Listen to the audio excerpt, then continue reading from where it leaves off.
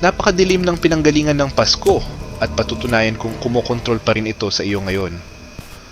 Paano kung sabihin ko sa iyo na ang lahat ng iyong ipinagdiriwang sa ika-25 ng Disyembre ay idinisenyo upang i-program ang iyong subconscious? At paano kung alam ng mga taong lumikha ng mga tradisyong ito kung ano mismo ang kanilang ginagawa? May dahilan kung bakit ang Santa ay isang anagram ni Satanas. Ito ay hindi nagkataon. Ito ay etimolohiya. At bago mo ito baliwalain, hayaan mo akong magpakita sa iyo ng isang bagay na makakasira sa iyong pangunawa magpakailanman. Tingnan mo ang salitang Pasko. Cristo Misa. Isang misa para kay Kristo. Ngunit aling Kristo? Dahil ang Jesus ng Biblia ay hindi ipinanganak noong Disyembre. Inaamin ito ng bawat eskolar. Kaya, kaninong kaarawan ang aktwal mong ipinagdiriwang? At bakit si Santa? Itong pulang angkop na figura na nakakakita sa iyo kapag natutulog ka. Alam kapag gising ka, hinuhusgahan kung naging masama ka o mabuti. Bakit siya ay parang isang okultong paglalarawan ng Saturn? Narito ang hindi nila sinasabi sa iyo, ang mga salita, ang mga simbolo.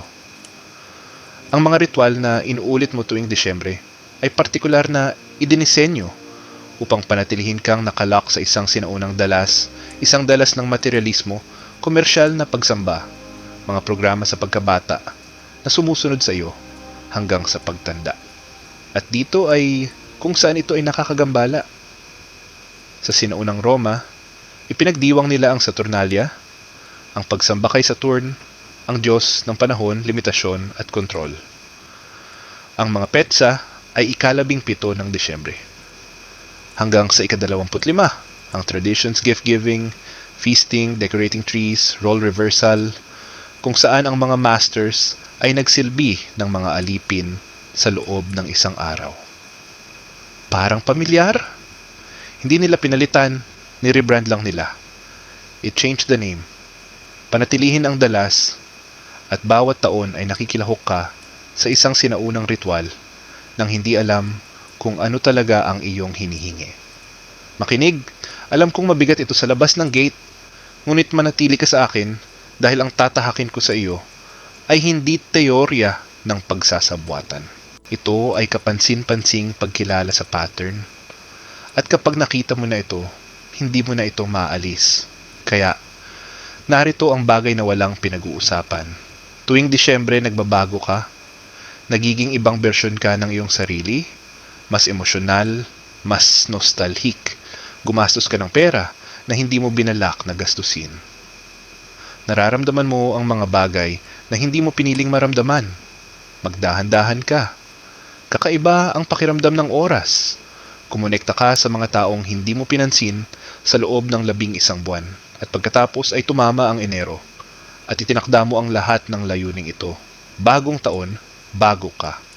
At pagsapit ng Marso ay wala na sila. Ganap na natunaw. At sinabihan ka na ito ay diwa lamang ng holiday, tama? Kultura, tradisyon, oras ng pamilya, ang magic ng Pasko. Ngunit narito kung ano ang gumugulo sa mga tao kapag nagsimula silang magbayad ng pansin.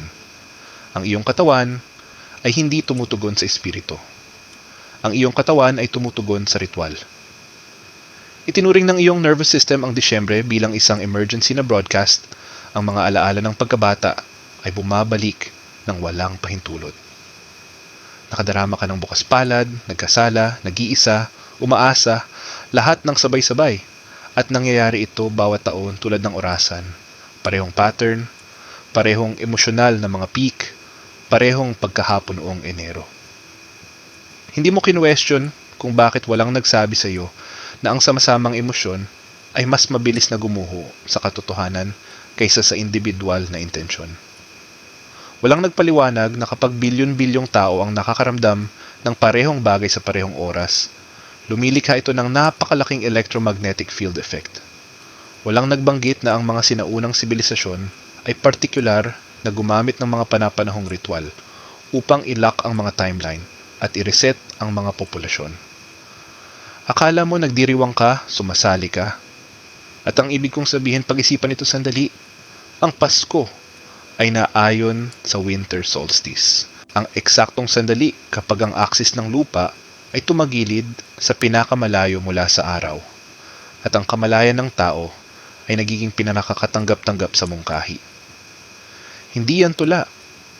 Iyan ang neuroscience meeting, sinaunang teknolohiya, ang pinakamadilim na araw ng taon, maximum na kadiliman, maximum na biological na kahinaan. At doon mismo, sa sandaling iyon, inilagay ng sangkatauhan ang pinakamalaking ritual nito. Ang bawat kultura na nauunawaan ang kamalayan ay naglalagay ng isang bagay na napakalaking sa solstice, bawat isa. Hindi yun coincidence. Iyon ang disenyo. Ang mga ritual ay gumagana sa pamamagitan ng pag-uulit. Dagdag na simbolismo, kasama ang damdamin. Gumawa ng isang bagay minsan, ito ay isang kaganapan. Gawin ito bawat taon para sa iyong buong buhay. Iyan ang identity programming. Magdagdag ng mga simbolo na lumalampas sa iyong lohika. Mga puno, ilaw, regalo, dugo, pulang kulay at ang iyong pagsasalita ng direkta sa hindi malay, nagsusulat ka ng code sa operating system. Narito kung ano ang naiintindihan ng mga piling tao na hindi ka tinuruan. Ang memorya at emosyon at simbolismo ay katumbas ng subconscious na override. Tuwing Disyembre ay nakatatak ang iyong pagkabata, muling buhayin ang mga kanta, ang mga amoy, ang mga pelikula. Hindi sila nagpapaalala sa iyo ng Pasko. Pasko sila. Ini-encode nila ito sa iyong nervous system taon-taon. At kapag bilyon-bilyong tao ang nag-synchronize sa parehong mga simbolo ng sabay-sabay, yumuko ang katotohanan, nagre-reset ang mga timeline. Ang kolektibong larangan ay muling isinusulat ang sarili nito. Ito ang dahilan kung bakit parang bagong simula ang Enero, kahit na ito ay literal na isa pang buwan sa isang kalendaryong gawa ng tao. Nakumpleto ang ritual, ang dalas ay nagbago, ang iyong katotohanan ay na-reboot, at hindi mo alam na sumang-ayon ka dito. Kaya pagkatapos ng video na ito, hindi mo na mararanasan ang Pasko sa parehong paraan. Hindi ko sinasabing madrama. Sinasabi ko ito dahil kapag nakita mo ang ritual, malinaw na hindi paranoia, ngunit may kalinawan, hindi ka na maaaring bumalik sa walang malay na pakikilahok. Ihihinto mo ang pagpapagana ng mga tradisyong hindi mo pinili. Mapapansin mo kapag tumama ang nostalgia at kinikilala mo ito bilang trigger sa halip na isang katotohanan. Panoorin mo ang paglitaw ng mga simbolo at mauunawaan kung ano ang idinisenyo upang gawin ang mga ito. Mararamdaman mo ang emosyonal na paghila at mapagtanto mong hindi ito basta-basta magic. Ito ay sinaunang teknolohiya. At ito ay tumatakbo pa rin, gumagana pa rin, nag-extract pa rin. At tingnan mo, hindi ito tungkol sa pagtanggi sa Pasko, hindi ito tungkol sa pagsira sa Disyembre o pagpapasama sa iyo para sa kasiyahan. Ito ay tungkol sa makita kung ano talaga ang nangyayari. Ang Pasko ay frequency engineering, ito ay arkitektura ng kamalayan, ito ay isang mekanismo ng pagbagsak ng katotohanan na disguised bilang kultural na tradisyon. Kapag nakita mo na ito, kapag naiintindihan mo na talaga kung paano gumagana ang mga ritual, kung paano hinuhubog ng sama-samang emosyon ang katotohanan, kung paano ang simbolikong pag-uulit na programa sa hindi malay, hindi mo ito kailanman makikita. At hindi iyong kawalan, kalayaan yon, dahil kinokontrol ka lang ng mga ritual, kapag hindi mo alam na nasa loob ka na nila. Sige, hayaan mo akong bawiin ka. Way back before Christianity, bago si Jesus, bago ang alinman sa mga kwentong sinabi sa iyo tungkol sa ika-25 ng Disyembre. Ang winter solstice ay naging pinakamahalagang sandali ng sangkatauhan sa loob ng 10,000 taon.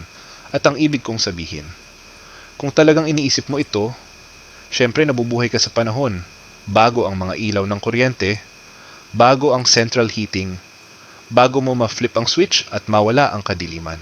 Ang araw ang iyong tanging mapagkakatiwalaang pinagmumulan ng init at liwanag.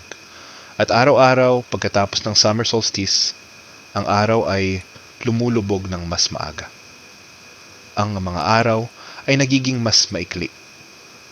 Humahaba ang mga gabi, lumalamig, lumalalim, at may sandaling ito, isang partikular na araw, kung saan naabot ng araw ang pinakamababang punto nito sa kalangitan, ang pinakamaikling araw, ang pinakamahabang gabi, ika-21 ng Disyembre, give or take sa mga sinaunang tao. Ito ang sandali kung saan ang araw ay maaring patuloy na namamatay, kung kailan maaring talagang manalo ang kadiliman. At sa antas ng biolohikal, tama silang matakot. Dahil kung hindi bumabalik ang araw, lahat ay namamatay. Hindi lumalaki ang mga pananim. Hindi nabubuhay ang mga hayop. Bumagsak ang sibilisasyon. So anong ginawa nila? Gumawa sila ng mga ritual. Napakalaking detalyado, matinding emosyonal na mga ritual. Idinisenyo upang, at ako ay literal dito, kumbinsihin ang araw na bumalik o parangalan ang pagbabalik nito. O ipagdiwang ang muling pagsilang nito.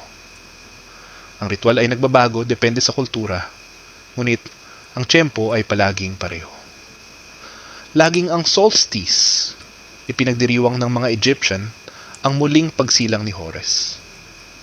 Ipinagdiwang ng mga Persian si Mithras, ang Diyos ng araw, na ipinanganak mula sa isang bato. Noong ika-25 ng Disyembre, pinasunog ka ng mga Norse ng mga troso. Dinadala ang mga evergreen na puno sa tahanan upang ipaalala sa kanilang sarili na nagpapatuloy ang buhay, kahit na sa panahon ng kamatayan.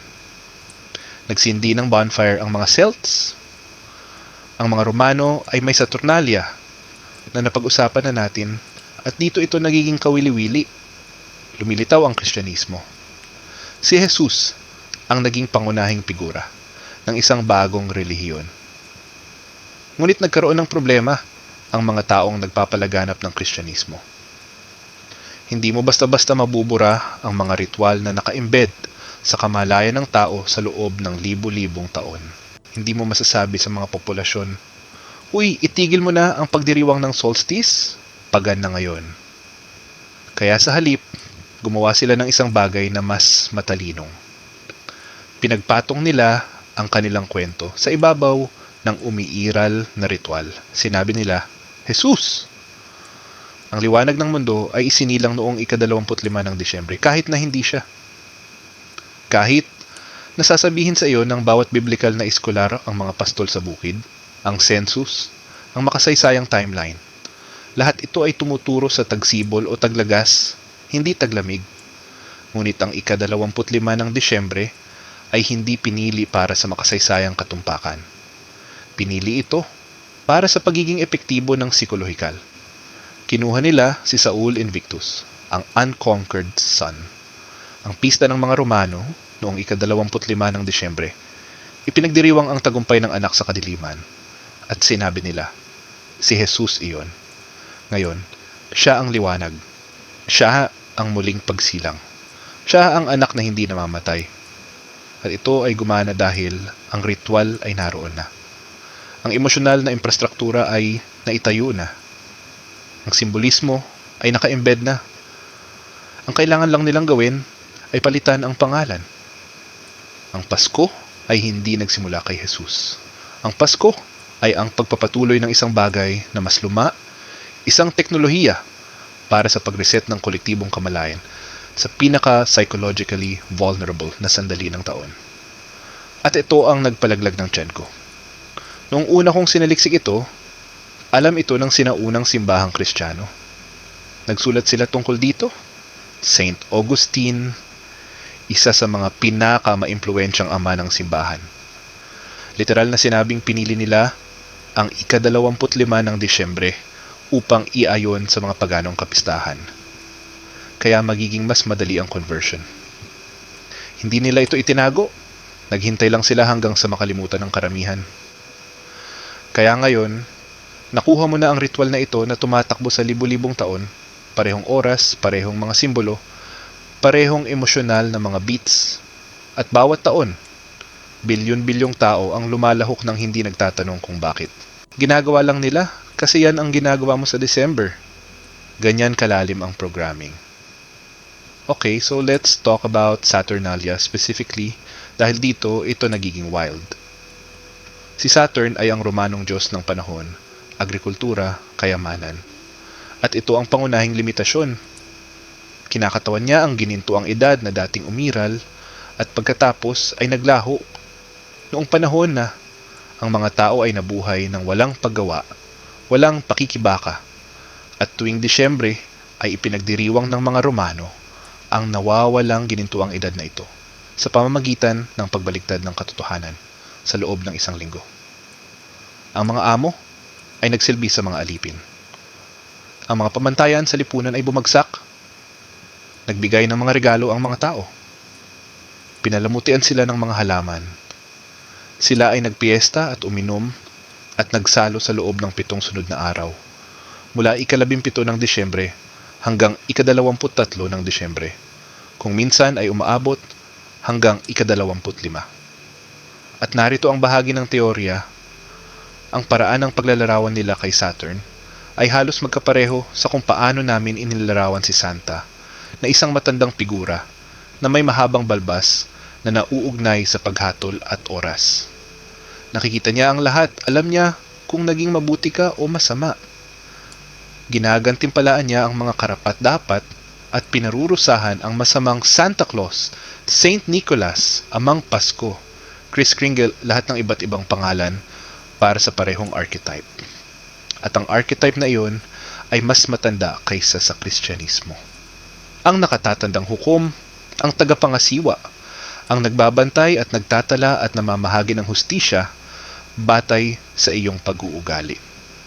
At alam ko, na ang ilan sa inyo ay nag-iisip na, okay, ngunit ang Santa ay isang nakakatuwang kwento para sa mga bata. Ito ay hindi nakakapinsala at oo sa ibabaw sigurado. Pero may itatanong ako sa'yo. Bakit nakatira si Santa sa North Pole? Ang literal na tuktok ng mundo? Ang lugar kung saan makikita niya ang lahat? Bakit siya may listahan? Bakit niya ito sinusuri ng 2 beses? Bakit ang buong mitolohiya ay binuo sa paligid ng pagmamatsyag at paghatol? Yan kasi ang function ng archetype, para turuan ang mga bata na palagi silang binabantayan, na laging nire-record ang ugali nila. Na ang mga gantimpala at parusa ay nagmumula sa isang panlabas na awtoridad na nakakakita at nakakaalam ng lahat. Tinuturuan mo ang mga bata na i-internalize ang konsepto ng patuloy na pagmamasid at dinadala nila yon hanggang sa pagtanda. Hindi ka na naniniwala sa Santa, ngunit naka-install na ang pattern. Ang paniniwalang may sumusubaybay sa isang lugar na hinuhusgahan ka, na kailangan mong maging mabuti para matanggap ang mga gantimpala. Hindi yan laro ng bata, behavioral conditioning yan. At hindi nawala si Saturnalia, na rebrand lang. Parehong pagbibigay ng regalo, parehong kapistahan, parehong pagbaligtad ng tungkulin. Ngayon ay tinatawag natin itong panahon ng pagbibigay kung saan ang inaasahan nating maging bukas palad sa mga mahihirap. Parehong dekorasyon, parehong time frame, parehong emosyonal na beats. Hindi nila pinalitan ang ritual, pinalitan lang nila ang mascot at sinabi sa'yo na ito ay isang bagong bagay. Ngayon, narito kung saan ito pumapasok sa isang bagay na mas malalim, dahil ito ay hindi lamang tungkol sa kasaysayan. Ito ay hindi lamang tungkol sa mga simbolo. Ito ay tungkol sa kung ano ang nangyayari sa iyo sa biolohikal at psikolohikal na paraan tuwing isang Disyembre. At ito ang bahagi na nararamdaman ng karamihan sa mga tao. Ngunit hindi kailanman pinangalanan ang bawat taon na parang gawain ng orasan. Nakakaranas ka ng mga emosyonal na estado sa Disyembre na hindi mo nararanasan sa ibang pagkakataon na makaramdam ka ng matinding nostalgia. Halos masakit. Pakiramdam mo ay bukas palad ka sa mga paraang hindi lohikal na kahulugan. Nagbibigay ka sa mga taong halos hindi mo kilala, gumagastos ng pera. Wala ka talagang pagod para mapasaya ang iba. Naiilang ka kahit napapaligiran ka ng mga tao. Nakaramdam ka ng pag-asa at nagbitiw sa parehong oras. At ito ang nakakabaliw. Ganoon din ang iba. Kasabay nito, bilyon-bilyong tao ang lahat ay nakakaramdam ng mga pagkakaiba-iba ng parehong emosyonal na cocktail na nakasynchronize sa buong planeta. Hindi yan kultura, mass entrainment yan. Alam mo kung paano kapag nasa isang konsyerto ka at lahat ay gumagalaw sa iisang beat, paano ba talaga nagsisimulang lumubog ang iyong tibok ng puso sa mga taong nakapaligid sa iyo? Kung paano ang karamihan ay naging isang organismo para sa isang sandali na entrainment. Yan ang collective coherence. Ngayon, sukatin niyon sa 2 bilyong tao na lahat ay nakikinig sa parehong mga kanta. Lahat ay tumitingin sa parehong mga simbolo. Lahat ay gumaganap ng parehong mga ritual. Lahat ay nakadarama ng parehong mga damdamin. Ano sa palagay mo ang nagagawa nito sa kolektibong kamalayan? Sa huling bahagi ng 90s, ang Princeton University ay nagpatakbo ng isang bagay na tinatawag na Global Consciousness Project. Nag-set up sila ng mga random na generator ng numero sa buong mundo, mga device na dapat gumawa ng ganap na random na mga resulta ng walang anumang pattern, at sinusubaybayan nila ang mga ito sa panahon ng mga pangunahing pandaigdigang kaganapan. 11 ng Setyembre, ang pagkamatay ni Prinsesa Diana, ang libing ni Pope John Paul, ang 2 bisperas ng bagong taon, at isang imposibleng nangyari. Ang randomness ay nabawasan. Ang mga numero ay nagsimulang magpakita ng pagkakaugnay-ugnay, statistical deviation na hindi dapat umiral. Na parang milyon-milyong tao na tumutuon sa parehong kaganapan sa parehong oras ay nakakaapekto sa pisikal na katotohanan. Tinawag nila itong field consciousness. Ang ideya na kapag ang sapat na isip ay lumubog, isang bagay na masusukat ang mangyayari sa pisikal na mundo. Ngayon, isipin ang tungkol sa Pasko. Hindi lang isang araw, isang buong season, buwan ng build-up. Ang parehong mga kanta na paulit-ulit, ang parehong mga pelikula na pinapatugtog bawat taon, ang parehong mga simbolo saan ka man tumingin, ang parehong emosyonal na mga salaysay na pinalakas sa pamamagitan ng bawat komersyal, bawat pag-uusap, bawat tradisyon. Ikaw ay na-entrained. Ang iyong emosyonal na dalas ay sinisynchronize sa iba. At kapag ang maraming tao ay tumama sa parehong dalas sa parehong oras, ang katotohanan ay nagiging tuloy-tuloy. Hindi yan metapora, quantum mechanics yan. Binabagsak ng pagmamasid ang function ng wave. Mga hugis ng atensyon, katotohanan at kolektibong atensyon. Kolektibong atensyon sa sukat na iyon. Reality, collapse, event iyon. Hindi lang iba ang pakiramdam ng Disyembre dahil sa panahon o bakasyon. Iba ang pakiramdam ng Disyembre dahil nakikilahok ka sa pinakamalaking nakasynchronize na emosyonal na kaganapan sa kasaysayan ng tao at alam ito ng iyong nervous system. Ang iyong katawan ay tumutugon dito. Kahit na ang iyong conscious mind ay walang ideya kung ano ang nangyayari. Nararamdaman mo ito bawat taon. Ang kakaibang kahinaan na iyon, bumagal ang emosyonal na oras ng pagiging bukas. Hindi mo ito iniisip, tumutugon ka ng eksakto tulad ng idinisenyo. Kaya hayaan mo akong sabihin sa iyo, ang tungkol sa sandaling ito ay nag-click para sa akin ng personal. Dahil iniisip ko noon na ako ay sentimental tungkol sa Pasko. Nagustuhan ko ito, ang mga ilaw, ang musika, ang kabuuan. Magiging emosyonal ako sa panonood ng mga patalastas ng Coca-Cola na may mga polar bear. Naiyak ako nang marinig ko, uuwi ako sa Pasko. Akala ko softy lang ako. Ngunit pagkatapos ng 1 Disyembre, sa tingin ko ito ay 4 o 5 taon na ang nakalilipas. Nakatayo ako sa isang target sa kalagitnaan ng hapon, 18 ng Disyembre o kung ano pa man. At naglalakad ako sa tindahan at tumutugtog ang musika ng Pasko at may mga dekorasyon sa lahat ng dako. At nakukuha ko ang pakiramdam na iyon. Alam mo, ang isang mainit, nostalgic, medyo mapanglaw na pakiramdam. At naisip ko na dapat akong bumili ng isang bagay para sa aking ina, isang bagay na maganda, isang bagay na hindi niya kailangan, ngunit magpapasaya sa kanya. And I stopped right there in the aisle and I asked myself, do I really want to do this? Or do I feel like I have to? At hindi ako nakasagot. Literal na hindi ko masabi ang pagkakaiba sa pagitan ng tunay na pagnanais at programmed compulsion. Noon natamaan ako. Hindi ito sa akin. Ang pakiramdam na ito, ang pagkabukas palad, ang nostalgia, ang buong emosyonal na estado. Nag-a-activate ito sa schedule bawat taon kung gusto ko o hindi. Hindi yan sentiment, programming yan. At ito ang talagang gumulo sa akin. Nag-aaral ako ng kamalayan para mabuhay. Tinuturuan ko ang mga tao kung paano masira ang mga nakakondisyon na pattern. Ilang taon na akong natututo kung paano obserbahan ang sarili kong mental at emosyonal na mga proseso. At kahit ako ay hindi ko nakita hanggang sa huminto ako at nagtanong. If this got past me, it's getting past everyone because the ritual is so normalized, so culturally embedded, so emotionally reinforced that questioning, it feels like attacking something sacred, like being ungrateful, like missing the point. Ngunit paano kung ang pagtatanong ay eksaktong punto? Paano kung ang mulat na pakikilahok ay magsisimula sa pagkakita sa mekanismo? Maliwanag, sinimulan kong subaybayan ang aking pag-uugali. Disyembre hanggang Disyembre, taon-taon. At ang mga pattern ay hindi maikakaila.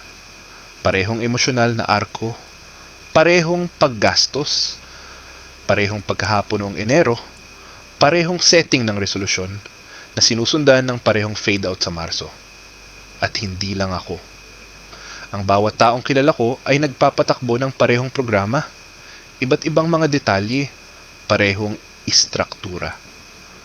Doon ako nagsimulang magtanong, ano ba talaga ang isang ritual at bakit ito gumagana kahit na hindi ka naniniwala dito? Dahil narito ang tungkol sa mga ritual na hindi naiintindihan ng karamihan. Hindi mo kailangan ng pananampalataya para gumana ang isang ritual. Kailangan mo lang ng partisipasyon.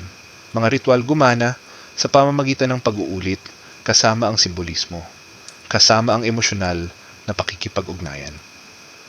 Maaari kang maging ganap na ateista at maluha-luha ka pa sa panonood. Ito ay isang kahangahangang buhay para sa ika-20 beses. Maaari mong tanggihan ang lahat ng kahulugan ng relihiyon at iba pa rin ang pakiramdam sa Disyembre. Ang ritual ay walang pakialam kung ano ang iyong paniniwalaan. Ito ay mahalaga kung ano ang iyong ginagawa at kung ano ang iyong ginagawa. Programa ang iyong subconscious. Mag-isip ka ng ganito. Kung hiniling ko sa iyo na magsipilyo ng iyong ngipin tuwing umaga sa loob ng 30 taon, iyon ay nagiging automatiko. Tama ba? Hindi mo iniisip ito. Gawin mo lang. Alam ng iyong katawan ang gawain. Ang iyong isip ay humihiwalay. Ito ay isang ugali. Ngayon magdagdag ng kahulugan sa ugali na iyon.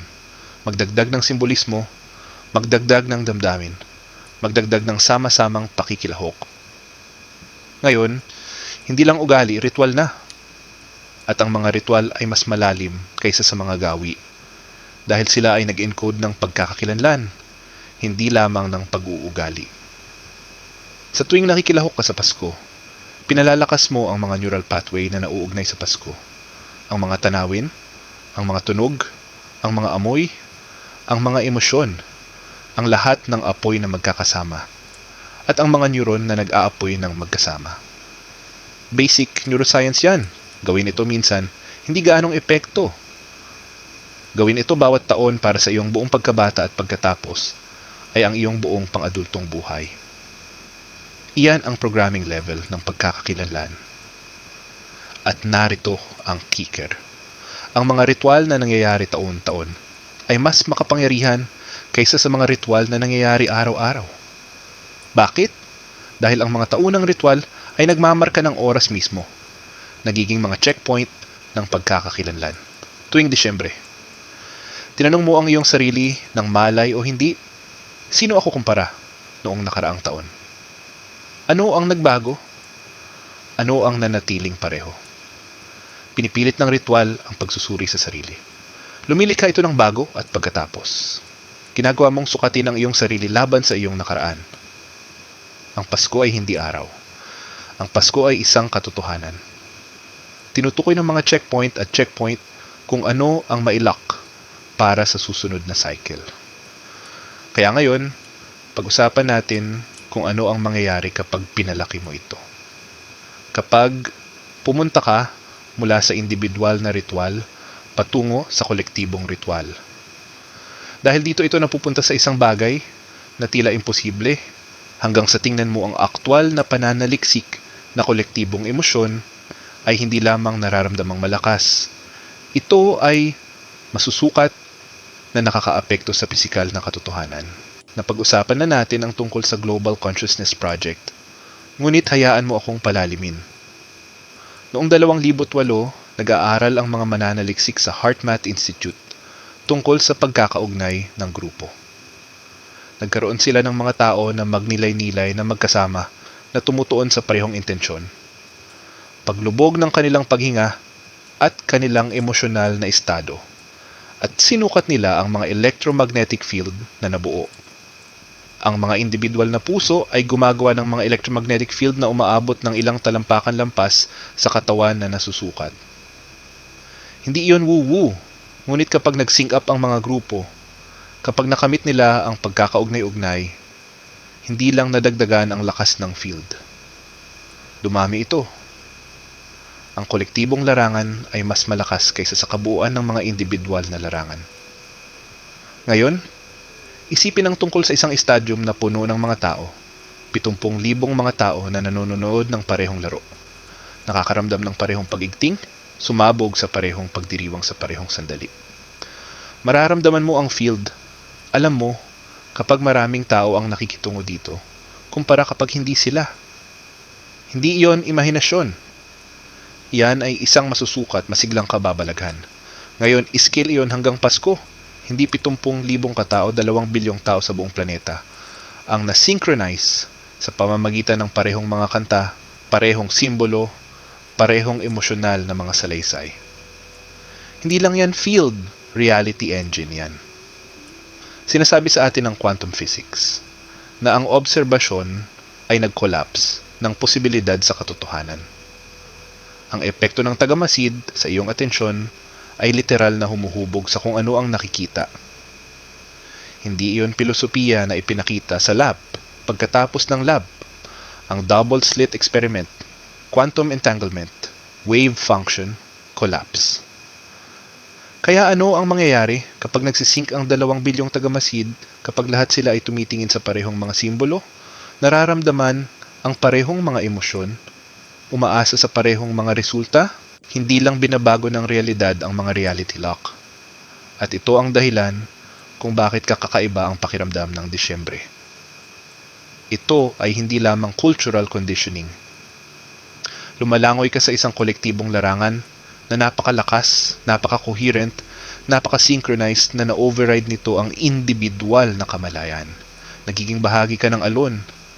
Ang iyong personal na dalas ay nakukuha sa kolektibong dalas. At narito ang hindi sinasabi sa iyo ng sino man, na ang kolektibong dalas ay hindi neutral. Hindi lang holiday cheer. Ito ay isang partikular na pinaghalong emosyon na sadyang idinisenyo upang gawin kang mas iminumungkahi, mas masunurin, mas handang lumahok sa mga system na hindi nagsisilbi sa iyo. Ang nostalgia ay nagpapahangad sa iyo para sa isang nakaraan na hindi kailanman umiral. Ang pagkakasala ay nagpapagastos sa iyo ng pera upang patunayan na nagmamalasakit ka.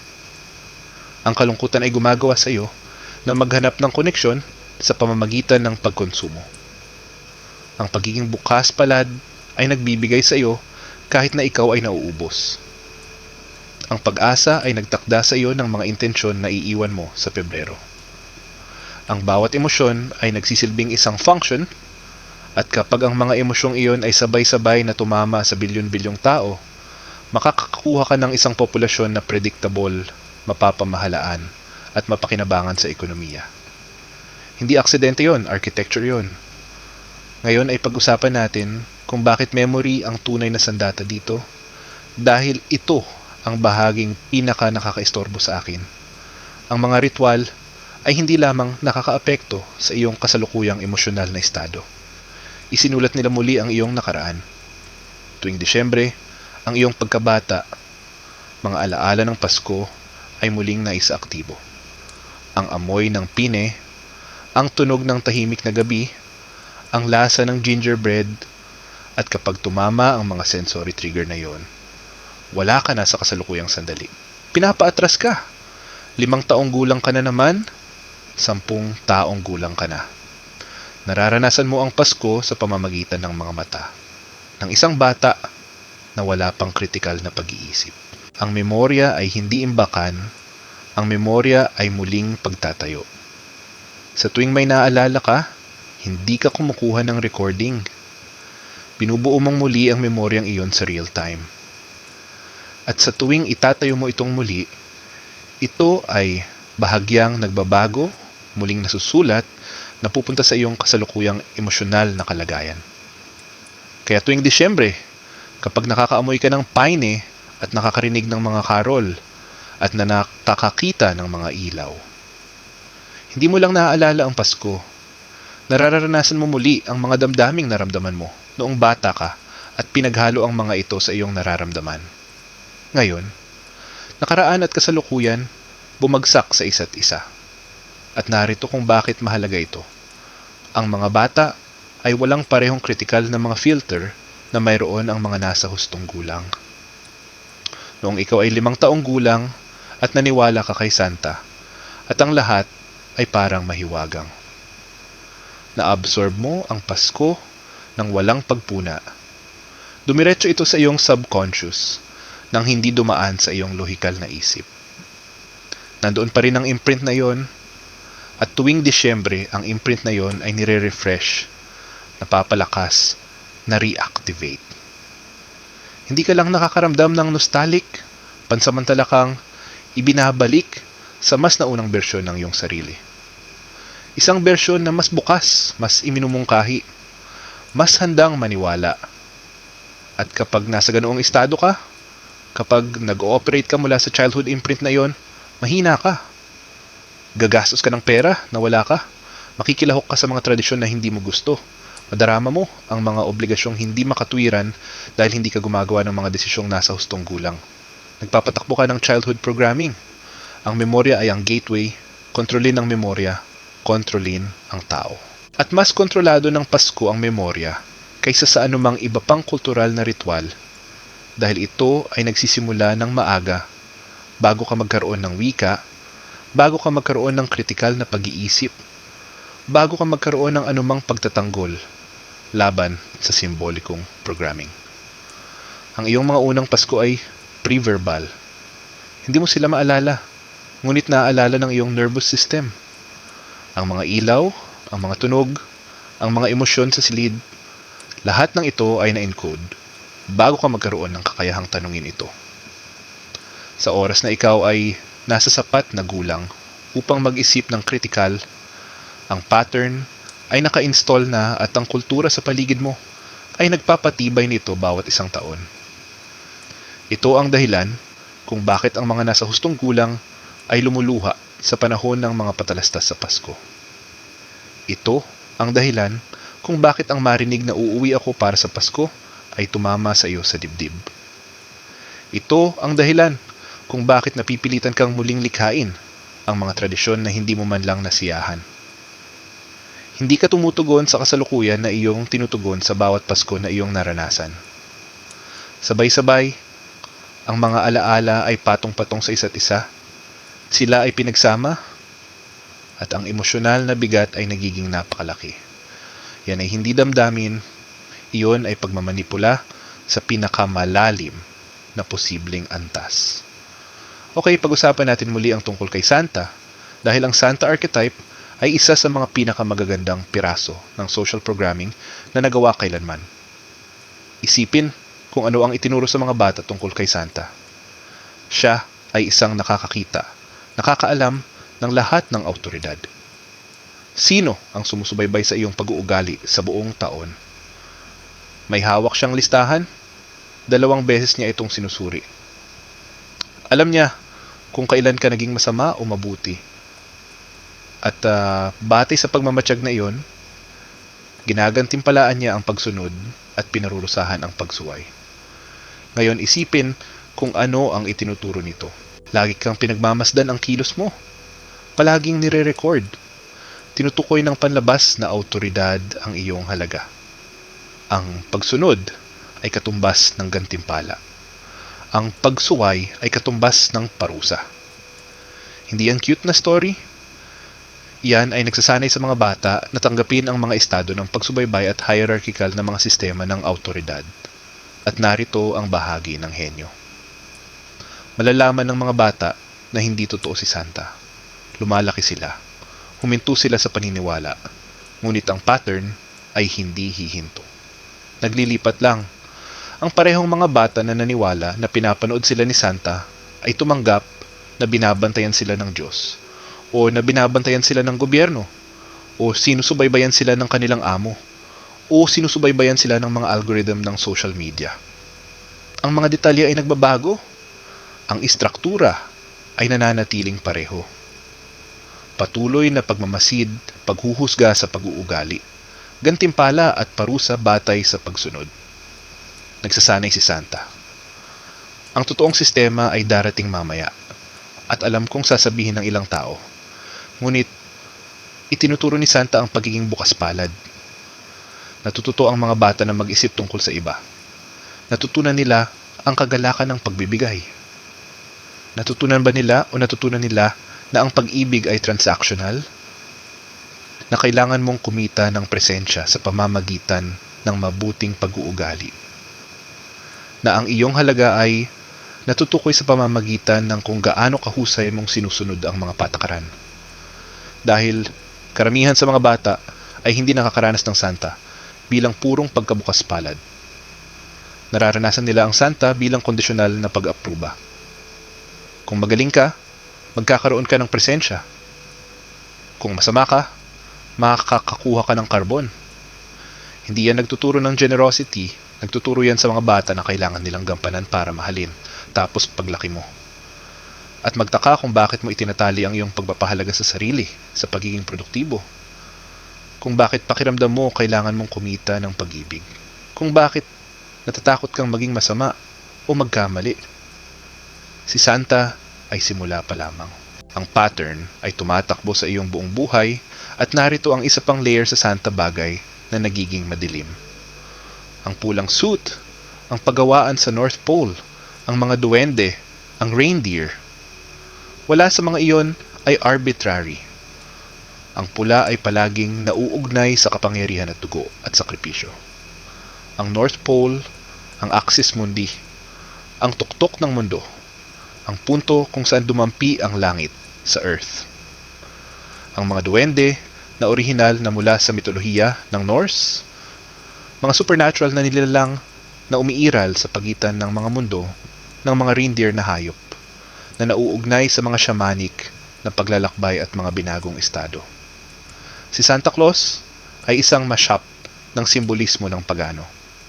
Nakadamit bilang isang kwentong pambata at bawat taon ay tinuturuan ang mga bata na magsulat ng mga liham kay Santa upang humiling na sabihin ang kanilang mga hinahangad sa isang hindi nakikitang autoridad na maaaring magbigay sa kanila o hindi. Iyon ay ritual na mahika. Yan ay humihingi ng pabor sa isang entity. Yan ay pagsasanay sa mga bata na lumahok sa mga seremonyal na kasanayan nang hindi nauunawaan ang kanilang ginagawa. At bago mo isipin na naabot ko. Hanapin ang pinagmulan ng Saint Nicholas. Ang aktwal na makasaysayang figura ay isang Kristiyanong obispo sa Turkey na di umano ay gumawa ng mga himala. Ang mitolohiya sa paligid niya ay nahalo sa Norse. Ang mga Diyos na tulad ni Odin na mayroon ding mahabang balbas ay sumakay sa kalangitan at nagbigay ng mga regalo sa panahon ng Yuli. Ang Santa ay isang pagsasama-sama ng mga sinaunang archetype at ang mga archetype na iyon ay palaging kumakatawan sa parehong bagay. Autoridad, paghatol, gantimpala at parusa. Kaya ngayon, pag-usapan natin ang partikular na ika-25 ng Disyembre. Dahil ang petsang ito ay hindi neutral. Ang petsang ito ay naging makabuluhan sa libu-libong taon sa maraming kultura. At hindi ito dahil kay Jesus. Ang ika-25 ng Disyembre ay 3 araw pagkatapos ng winter solstice. Ang solstice ay ika-21 o ika-22 ng Disyembre, depende sa taon. Yon ang pinakamaikling araw, pinakamahabang gabi, ang sandali ng pinakamataas na kadiliman, at sa loob ng 3 araw, ika-22 ng Disyembre, ika-23, ika-24, ang araw ay lumilitaw na nakatayo sa kalangitan. Hindi ito lumilipat sa hilaga o timog, nakaupo lang ito doon. Ang mga sinaunang tao ay walang kaalaman sa astronomiya na mayroon tayo ngayon. Hindi nila alam na sanhi ito ng axial tilt ng Earth. Akala nila ang araw ay namamatay, humihinto, posibleng hindi nababalik. At pagkatapos noong ika-25 ng Disyembre, muling nagsimulang gumalaw ang araw. Nagsisimula ang paglalakbay nito pabalik sa hilagang mga araw na nagsisimula ng mas mahaba. Ang liwanag ay bumabalik sa simbolikong paraan. Ang araw ay muling isinilang sa ika-25 ng Disyembre. Iyon ang dahilan kung bakit napakaraming Diyos ng araw sa buong kasaysayan ang kaarawan noong ika-25 ng Disyembre. Horus sa Ehipto, Mithras sa Persya, Saul Invictus sa Roma, at kalaunan si Jesus. Si Jesus ay hindi ipinasok sa petsang ito ng random. Ang petsang ito ay nangangahulugan na ng pagbabalik ng liwanag. Binigyan lang ito ng Kristyanismo ng bagong pangalan. At narito, kung saan ito nagiging kawili-wili. Ang 3 araw ay nakatayo ang araw.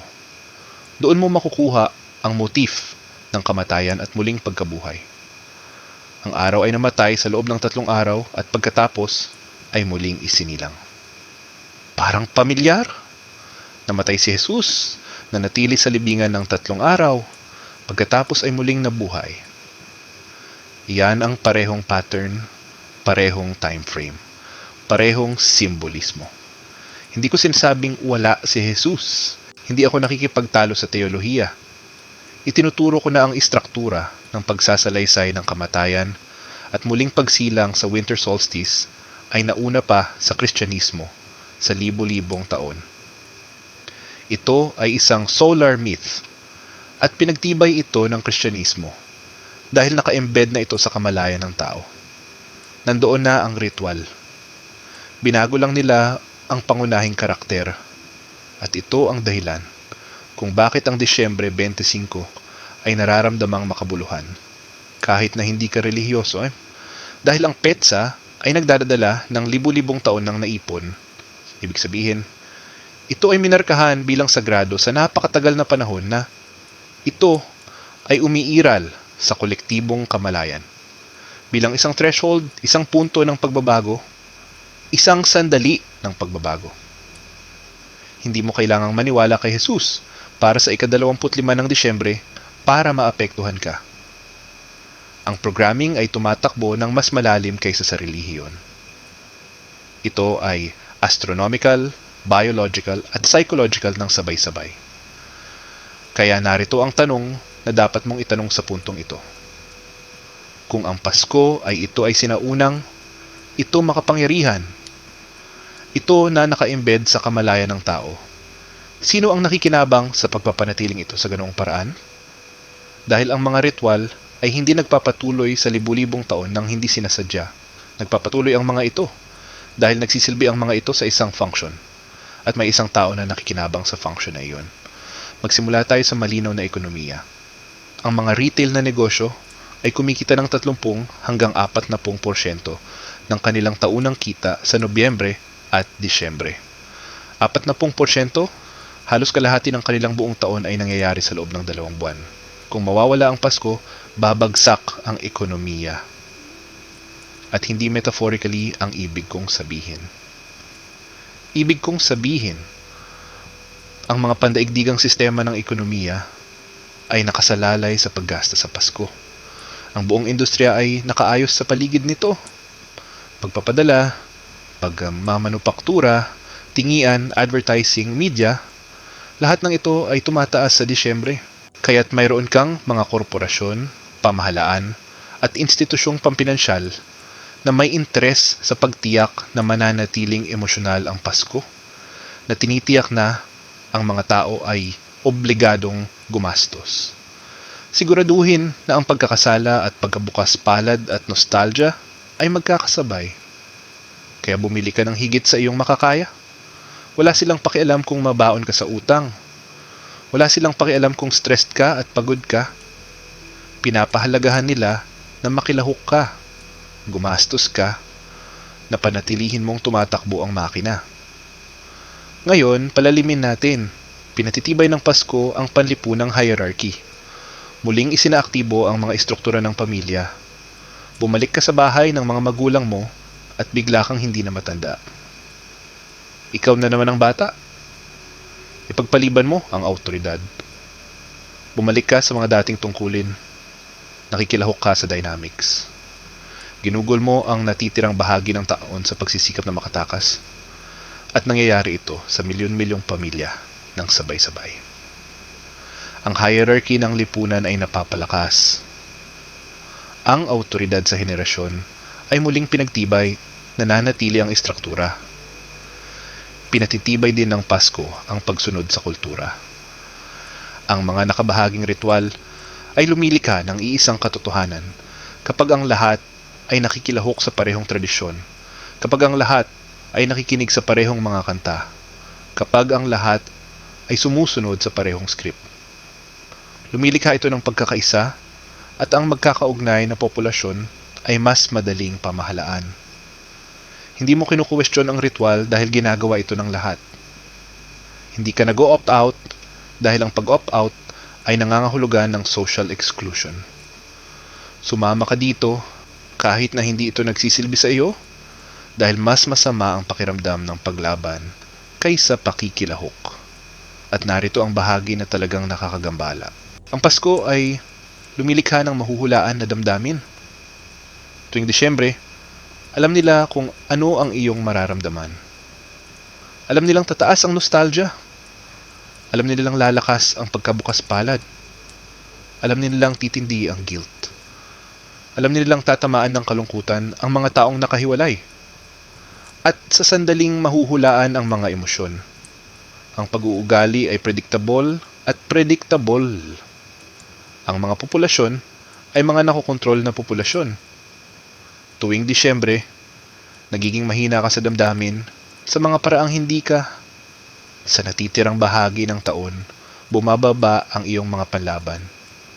Lumalambot ang iyong kritikal na pag-iisip, mas bukas ka sa mungkahi, mas handang gumastos, nang mas sumusunod sa mga inaasahan sa lipunan. Hindi yun aksidente. Iyan ang tungkulin ng ritual. Kailangan kanilang predictable. Kailangan kanilang mahina.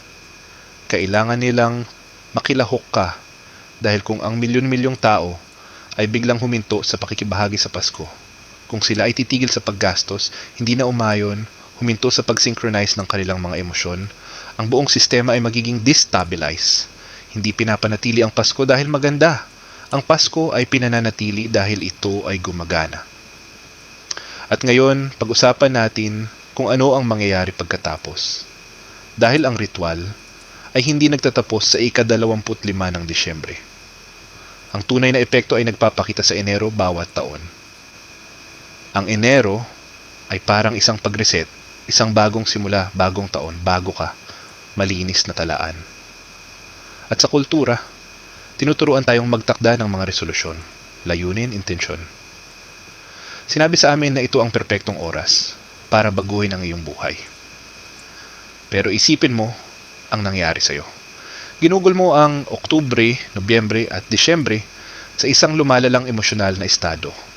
Nostalgia, pagkakasala, pagkabukas palad, pagkapagod sa obligasyon sa stress. Inubos mo ang iyong emosyonal at pinansyal na reserba. Nagsagawa ka ng mga ritual. Lumahok ka sa isang napakalaking sama-samang kaganapan na nag-synchronize ng iyong kamalayan sa bilyon-bilyong ibang tao. At pagkatapos ay bigla itong huminto. Magtatapos ang Disyembre. Ang mga dekorasyon ay bumaba. Ang musika ay huminto sa pagtugtog. Ang mga ilaw ay namatay at ikaw ay dapat na agad na lumipat sa tumataas na enerhiya. Layunin-oriented transformation mindset. Ngunit wala kang lakas. Ikaw ay tumatakbo sa walang laman, kinuha lang ng ritual ang lahat ng mayroon ka. Kaya nagtakda ka ng mga resolusyon, nangangako ka sa iyong sarili. Kakain ka ng mas malusog, mas mag-ehersisyo, maging mas produktibo. Sa wakas, tapusin ang proyektong iyon at pagsapit ng Pebrero, 72% ng mga tao ang umabandona na sa mga resolusyong iyon. Hindi yan problema sa lakas ng loob. Iyan ay isang problema sa pagkumpleto ng ritual. Hindi lamang tinatapos ng Disyembre ang pagbagsak ng iyong emosyonal na larangan.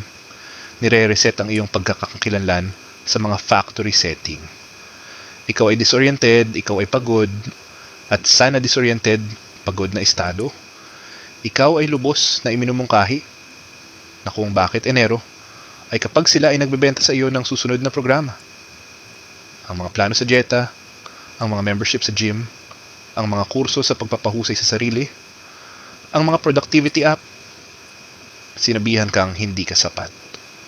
Ngunit kung bibilhin mo ang bagay na ito, sundin ang planong ito, pagtibayin ang sistemang ito. Maaari kang maging kung sino ka dapat at naniniwala ka dito dahil kalalabas mo lang sa isang napakalaking ritual na muling isinulat ang iyong subconscious. Ikaw ay nagpapatakbo sa autopilot. Ang iyong kritikal na pag-iisip ay hindi pa ganap na bumalik online. Kaya bumili ka, nag-commit ka, at pagkatapos ng Marso, tapos ka na. Nawala ang enerhiya. Nawala ang motibasyon. Bumalik ka sa iyong baseline. Nagtataka kung anong nangyari? Ang nangyari ay sinubukan mong tumakbo ng marathon kaagad, pagkatapos tumakbo ng ibang marathon. Hindi mo alam na tumatakbo ka. Ang Enero ay hindi isang bagong simula. Ang Enero ay pagkatapos ng ritual na pagbagsak at ang dahilan kung bakit nabigo ang mga resolusyon ng bagong taon ay hindi dahil sa mahina ka. Ito ay dahil sinusubukan mong magsimula ng bago kapag hindi ka pa nakakabawi sa katatapos lang. Ang sistema ay dinisenyo sa ganitong paraan. Kailangan nila ng Disyembre upang maubos ka, kaya ang Enero ay maaaring magbenta sa iyo. Ito ay isang cycle at karamihan sa mga tao ay hindi ito nakikita dahil sila ay nasa loob nito. Okay, kaya ngayong nakita mo na ang mekanismo, ngayong naiintindihan mo na kung paano ito gumagana, ano ang gagawin mo dito? Dahil ito ang bagay, hindi ka makakatakas sa Pasko. Ito ay kahit saan. Ito ay sa musika, sa mga dekorasyon, sa mga patalastas, sa mga pag-uusap. Hindi ka maaaring mag-opt-out ng buo nang hindi inihihiwalay ang iyong sarili sa lipunan. At hindi ko iminumungkahi na maging ermitanyo ka sa Disyembre. Ang iminumungkahi ko ay may kamalayan sa pakikilahok, sa halip na pagpili ng autopilot, sa halip na pagpilit. Kaya narito ang iyong ginagawa simula ngayon, bago pa man magsimula ang Disyembre, ipinatupad mo ang protocol ng kamalayan ng Disyembre. Narito kung paano ito gumagana kapag tumama ang nostalgia, kapag naramdaman mo ang mainit na emosyonal na paghila. Huwag ka agad kumilos dito. I-pause, huminga ng 3 beses at sabihin ng malakas o sa iyong ulo, nostalgia trigger. Yun lang. Hindi mo ito pinipigilan, hindi mo ito inaaway. Pinangalanan mo lang ito, nilagyan ng label, lumilikha ng espasyo sa pagitan ng pakiramdam at ng iyong tugon.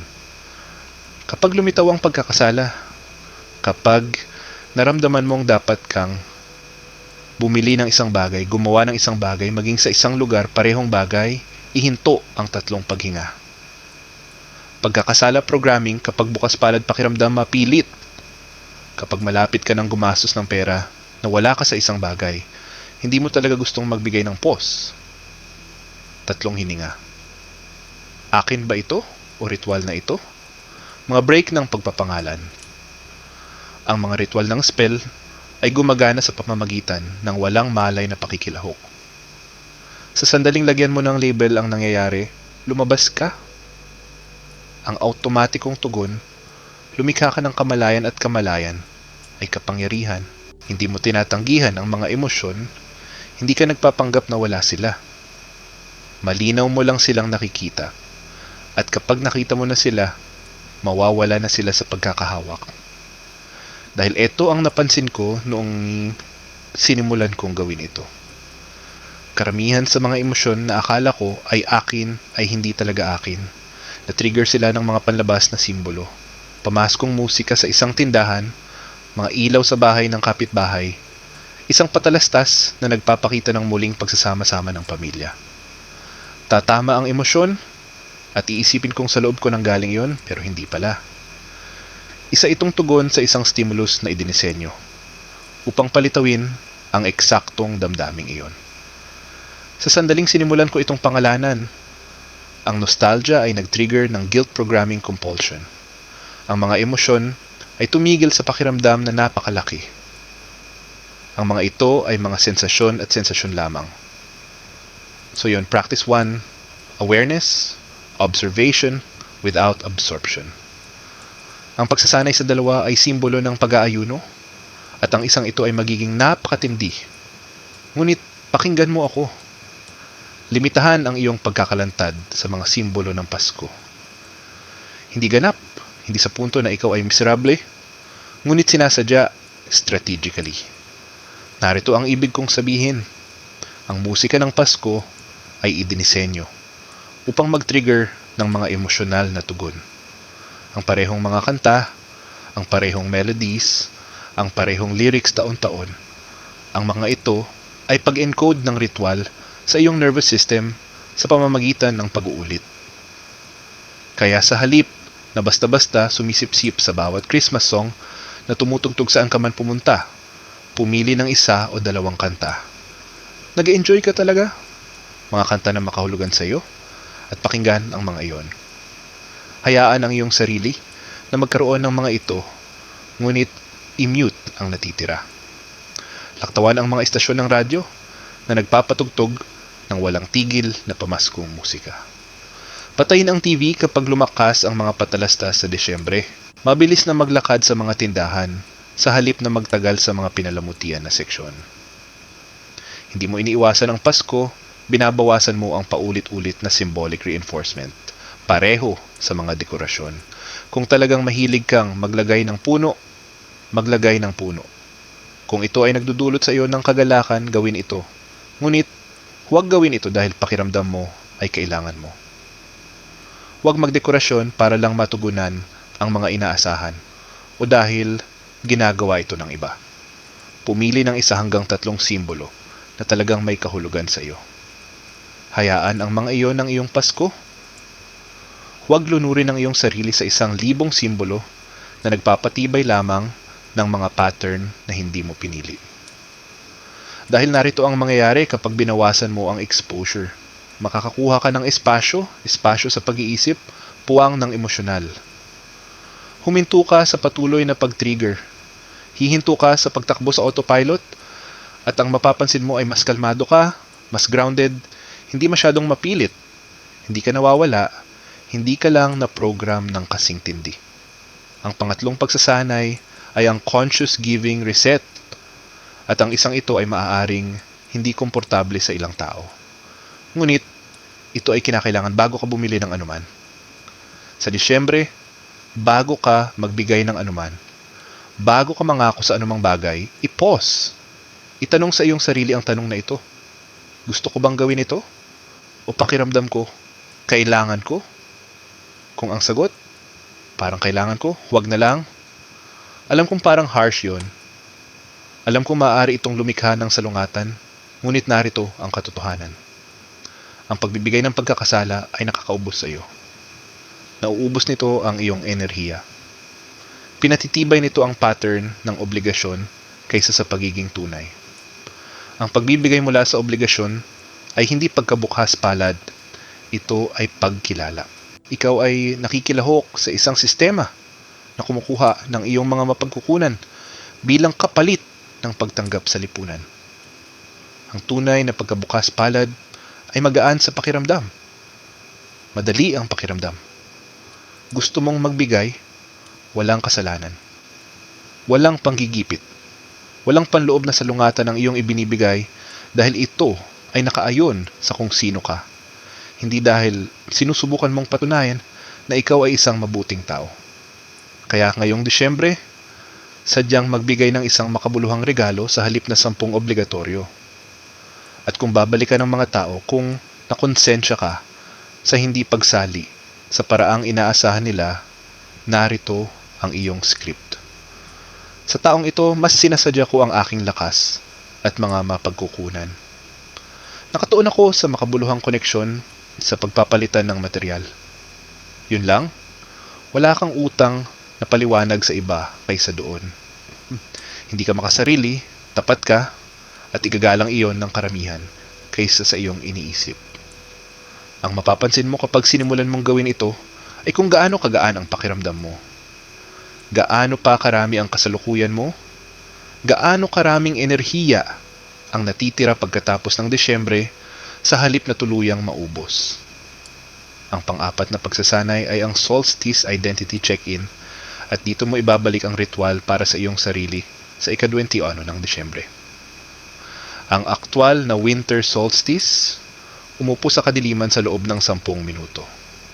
Walang telepono, walang distractions, ikaw lang at ang dilim. At sa kadilimang iyon, tanungin ang iyong sarili, sino ang gusto kong maging sa susunod na cycle? Hindi kung ano ang gusto kong makamit, hindi kung ano ang aking mga layunin.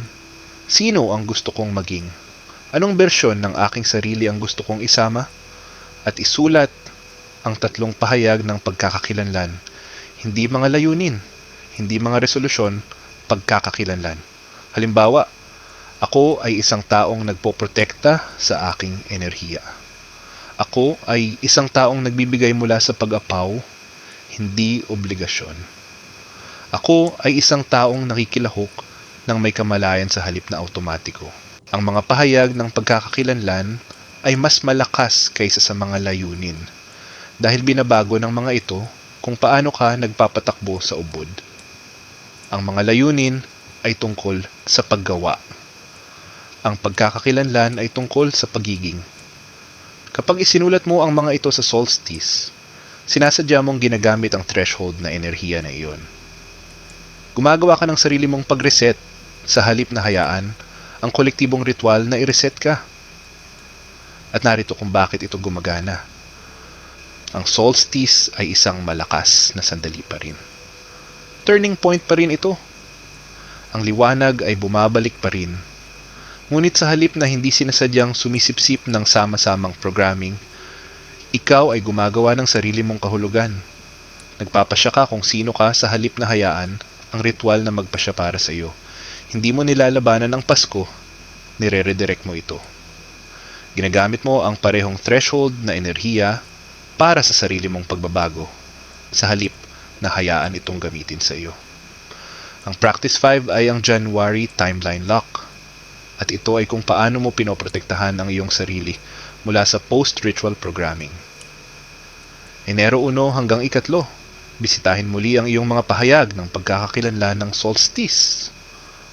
Basahin ang mga ito, pakiramdam sila, makipag-ugnayan muli sa kung sino ang nagpasya kang maging, at pagkatapos ay lumikha ng isang simpleng pang-araw-araw na kasanayan na nagpapatibay sa pagkakakilanlang iyon.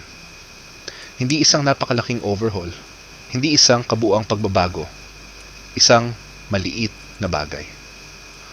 Kung ang iyong pahayag ng pagkakakilanlan ay, ako ay isang taong nagpoprotekta sa aking enerhiya, ang iyong pagsasanay ay maaaring nag-check-in ako sa aking sarili 2 beses sa isang araw at nagtatanong kung ang aking enerhiya ay akin. O kung ako ay nagli-leak, kung ang iyong identity statement ay, ako ay isang taong nagbibigay mula sa pag-apaw. Ang iyong pagsasanay ay maaring, uulang ako sa mga kahilingan kapag ako ay tunay na may lakas upang sundin. Isang pagsasanay, isang pampalakas araw-araw. At narito ang kritikal na bahagi, iwasan ang lahat ng bagong taon. Bagong nilalaman, lahat ng ito. Huwag panoorin ang mga video, huwag basahin ang mga artikulo, huwag bilhin ang mga programa. Ang lahat ng nilalamang iyon ay idinisenyo upang maramdaman mong hindi ka sapat, kaya bibili ka ng mga solusyon sa mga problemang wala ka noon. Sinabi nila sa iyo na ginawa mo. Napagpasyahan mo na kung sino ka sa solstice. Nilock mo ang iyong timeline bago tumindi ang sama-samang programming. Ngayon ay pinapalakas mo lang ito sa pamamagitan ng iyong pang-araw-araw na pagsasanay. Ang mapapansin mo sa Enero ay kung gaano katatag ang iyong pakiramdam kumpara sa mga nakaraang taon. Gaano ka immune sa dapat na pagmemensahe. Gaano kaunti ang iyong pakialam sa karaniwang kaguluhan ng bagong taon. Gumagamit ka mula sa sarili mong dalas sa halip na i-absorb ang sama-samang dalas. At iyon ay kalayaan. Kaya hayaan mo akong pagsama-samahin ang lahat ng ito. Dahil narito ang naiintindihan mo ngayon na hindi nakikita ng karamihan sa mga tao. Hindi ka nawalan ng kapangyarihan noong Disyembre. Ibinigay mo ito ng walang malay. Nakilahok ka sa isang ritual na hindi mo pinili. Na-activate ka ng mga simbolo na hindi mo na-decode. Nagpatakbo ka ng mga emosyonal na pattern na hindi mo kinu-question. At ngayon, ay nakikita mo na ito. Nakikita mo ang solstice timing. Nakikita mo ang paganong pinagmulan. Kita mo kung paano naging Pasko ang Saturnalia. Nakikita mo ang sistema ng simbolo, ang mga puno, ang mga ilaw, ang pula at berde, ang mga regalo, ang archetype ng surveillance ng Santa. Nakikita mo kung paano ang memorya, ang tunay na gateway, kung paano muling na-activate ang mga childhood imprint bawat taon. Nakikita mo kung paano lumilikha ang sama-samang damdamin ng mga epekto sa larangan na humuhubog sa katotohanan. Nakikita mo ang economic extraction, nakikita mo ang social control, makikita mo ang pag-reset sa Enero na idinisenyo upang ibenta sa iyo ang susunod na programa. Hindi mo na ito maalis ngayon. Tuwing Disyembre, mula ngayon, mapapansin mo ang mga pattern. Mararamdaman mo ang mga nag-trigger. Mapapanood mo ang ibang tao nang hindi sinasadyang lumahok sa real time.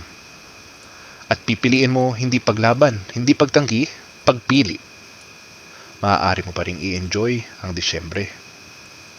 Maa-appreciate mo pa rin ang mga ilaw at ang musika at ang koneksyon, ngunit ngayon ay sinasadya mo na itong ginagawa. Nakikilahok ka dahil pinili mo, hindi dahil napipilitan ka. Nagbibigay ka mula sa tunay na pagnanais, hindi pagkakasala. Kumukonekta ka mula sa pagiging tunay, hindi sa obligasyon.